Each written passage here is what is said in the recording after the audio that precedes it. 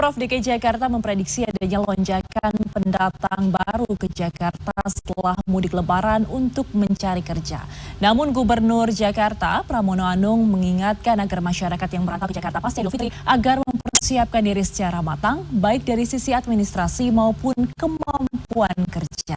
Kita akan bahas situasi ini lebih mendalam bersama Ciko Hakim, staf khusus Gubernur DKI Jakarta. Selamat sore Bang Ciko, selamat lebaran, maaf lahir dan batin.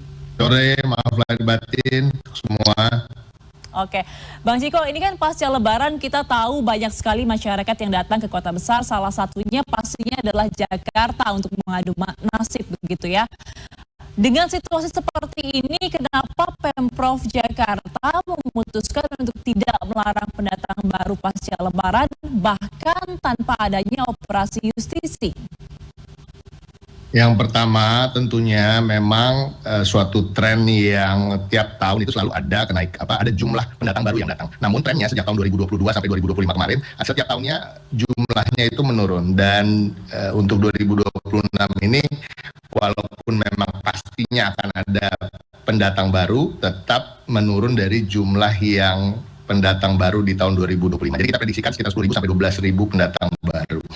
Yang kedua tadi pertanyaannya terkait dengan kenapa tidak dilakukan operasi justisi, dan ini memang sudah beberapa tahun terakhir tidak dilakukan, dan khususnya untuk di masa pemerintahan Bapak Pramono Anung, beliau selalu mengatakan bahwa tidak akan melakukan operasi justisi. Yang pertama terkait dengan hak dari warga negara untuk berpindah-pindah tempat tinggal, itu adalah hak asasi, dan kita Indonesia adalah negara kesatuan dan Jakarta adalah bagian dari negara kesatuan Republik Indonesia yang tentunya kita tentu harus membuka kota ini untuk semua. Namun itu jadi disampaikan juga oleh Bapak Pramono Anung, harus diingat dan harus betul-betul berhitung ketika ingin mau datang ke Jakarta. Kenapa? Karena memang biaya hidup di Jakarta itu pertama lebih tinggi dari biaya hidup di tempat-tempat lain di Indonesia. Yang kedua, keterampilan dan kebisaan dari pendatang ini juga harus mengukur dirinya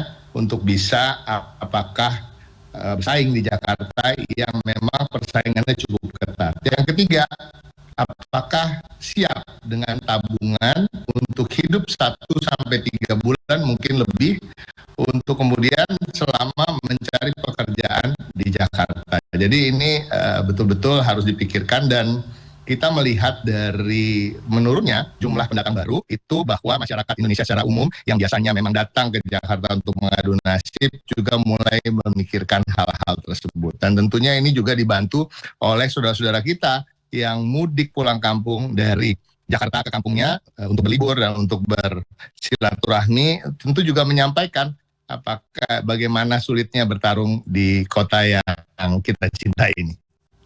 Oke, Bang Ciko, ini terkait dengan kedatangan para pendatang baru ya. Apakah ada persiapan khusus yang dilakukan oleh Pemprov DKI untuk menyambut mereka? Karena kita tahu kedatangan mereka ke Jakarta pastinya adalah untuk mengadu nasib, mencari kerja. Ini kan harus diimbangi dengan lapangan kerja yang juga cukup untuk bisa menampung mereka. Seperti apa persiapannya? Jadi yang pertama gini, walaupun memang tidak ada operasi justisi, tapi ada istilahnya pendataan, dan ini juga tetap akan dilakukan. Pendataan ini juga dengan prosedur dan sistem jemput bola, nanti RT dan RW juga akan berkeliling untuk menyambangi rumah-rumah di sekitaran rukun tetangga dan rukun warga untuk kemudian mendata pendatang-pendatang baru tersebut. Dan harapannya yang pertama tentu administrasinya harus lengkap ya dari kampungnya masing-masing. Yang kedua, terkait dengan pekerjaan, kita tahu banyak sekali ragam pekerjaan di Jakarta. Jakarta ini bukan hanya kota yang bergerak di bidang manufaktur misalnya, justru sekarang adalah lebih ke bidang jasa. Dan ini kita lihat memang tetap akan dibutuhkan tenaga kerja yang tentunya harus terampil, tetapi juga banyak juga pekerjaan yang memang dibutuhkan keahlian-keahlian yang dimiliki oleh masyarakat yang berada di luar Jakarta. Jadi kita nggak bisa memukul rata dari 10.000 sampai 12.000 itu, apakah betul-betul semuanya mencari pekerjaan di level-level yang UMR misalnya. Ada juga saya yakin yang memang siap untuk bisa berkontribusi untuk Jakarta. Nah, Pak Gubernur selalu menyampaikan juga, setiap menyampaikan terkait hal ini, beliau menyampaikan bahwa beliau sendiri adalah perantau ke Jakarta dan mengadu nasib beberapa tahun yang lalu, sejak tahun 1980-an, dan kemudian menjadi gubernur. Tentunya banyak lagi juga yang memang warga dari luar Jakarta yang siap datang dengan keterampilan yang memang memadai. Tapi kita juga dengan melalui Dinas Tenaga Kerja menyiapkan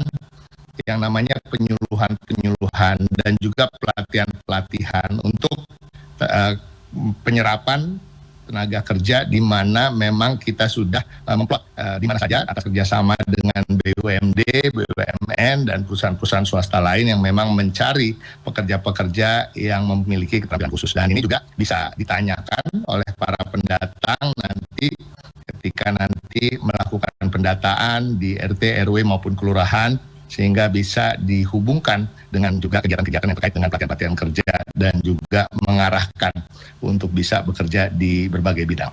Oke, selain masalah lapangan pekerjaan seperti yang tadi Bang Ciko telah jelaskan, salah satu yang menjadi perhatian juga adalah masalah bertambahnya kepadatan di Jakarta, Bang. Karena kita tahu Jakarta ini sudah sangat padat, sudah sangat macet begitu ya. Dikhawatirkan nanti layanan publik tidak bisa berjalan dengan optimal. Nah, kemudian seperti apa upaya Pemprov Jakarta untuk menjaga ketertiban dan juga kualitas, Bang, yang paling penting layanan publik di tengah bertambahnya jumlah penduduk, Bang? Nah, ada satu hal yang sering lupa kita bahas. Artinya apa? Apakah selama setahun setiap tahunnya Jakarta hanya bertambah penduduk tanpa ditinggalkan penduduk? Nah, ini yang sering terlupakan untuk dibahas. Dan kenyataannya ribuan juga meninggalkan Jakarta untuk kembali ke kampung halaman, seperti orang-orang tua yang sudah pensiun, yang ingin hidup lebih tenang, kemudian tinggal ke kampung halaman. Ada juga yang memang mendapatkan pekerjaan, sudah tidak lagi di Jakarta, mendapat pekerjaan di luar kota, dan ini juga jumlahnya ribuan. Jadi satu ya, bahwa hal yang terkait dengan pertambahan penduduk dan pengurangan penduduk ini adalah hal yang sifatnya dua arah. Jadi setiap tahunnya Jakarta juga kehilangan warga-warga yang selama ini tinggal di Jakarta. Yang kedua, terkait ketertiban dan tadi kenyamanan untuk hidup di Jakarta ini juga saya setuju sangat harus diperhatikan, bahwa jangan sampai masyarakat yang datang, warga yang datang ini kemudian datang dan menempati tempat-tempat tinggal yang tidak seharusnya, misalnya di pinggiran sungai, tempat bangunan-bangunan liar yang tidak terdaftar atau terdata atau memiliki keabsahan surat-surat misalnya. Dan ini yang tentunya akan dilakukan penertiban, bukan penertiban terkait dengan orangnya karena dia pendatang, tetapi lebih ke penertiban bahwa tempat-tempat yang tidak layak dan tidak seharusnya ditempati sebagai tempat tinggal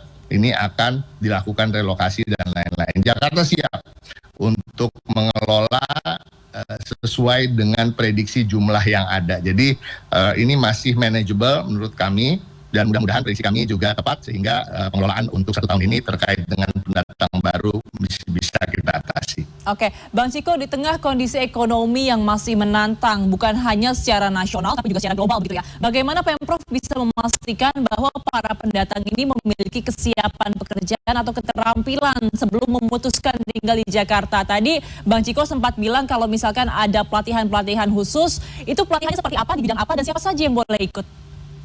Sebenarnya semua boleh ikut ya, jadi bukan hanya para pendatang. Jadi sebenarnya yang namanya Dinas Tenaga Kerjaan, Energi, dan Transmigrasi Jakarta ini memiliki mobile training unit misalnya. Ada beberapa belas mobile training unit yang disiapkan untuk bisa melatih terkait dengan pekerjaan-pekerjaan di bidang jasa, menjadi barista misalnya, menjadi pekerja-pekerja di salon, pekerja-pekerja UMKM, membuat cilok, bakso, dan lain-lain. Jadi sebagai montir juga, dan lain-lain. Jadi banyak sekali, dan memang walaupun ada keterbatasan lapangan kerja, tapi kita pasti tahu kalau kita membuka halaman-halaman di online atau dimanapun itu terkait dengan lowongan-lowongan kerja, pasti ada saja memang perusahaan yang tetap mencari pekerja. Dan ketika Dinas Tenaga Kerja kemudian menyelenggarakan job fair atau job fest yang bekerja sama dengan perusahaan-perusahaan swasta, selalu ada pekerjaan-pekerjaan yang tersedia. Permasalahannya adalah satu, tentunya kita ingin warga juga betul-betul memikirkan dirinya sendiri, artinya masyarakat yang datang berpikirlah ulang, apakah memang mampu, satu, punya keterampilan ya kan, kemudian apakah lebih baik kalau udah dapat pekerjaannya sebelum sampai ya. Nah kalau belum, tadi yang saya sampaikan di awal bahwa siapkan tabungan untuk bisa tinggal di Jakarta lebih dari 1 bulan, 2 bulan, 3 bulan bahkan lebih, untuk kemudian bertahan hidup selama belum mendapatkan pekerjaan. Jadi ini adalah hal yang menjadi tanggung jawab kita bersama ya, bukan hanya pemerintah tapi juga masyarakat yang tentunya harus berpikir untuk dirinya sendiri dan untuk keluarganya, jangan sampai datang ke Jakarta kehidupannya lebih sulit daripada ketimbang tetap tinggal di kampung halaman. Oke, seperti yang tadi telah disampaikan Bang Ciko bahwa Jakarta siap menerima para pendatang baru, tapi di sisi lain para pendatang baru juga harus menyiapkan dirinya agar bisa bertahan dan menaikkan taraf kehidupannya di Jakarta. Terima kasih banyak atas informasi yang telah diberikan kepada kami, Bang Ciko Hakim, staf khusus Gubernur DKI Jakarta. Selamat sore Bang Ciko, sehat selalu.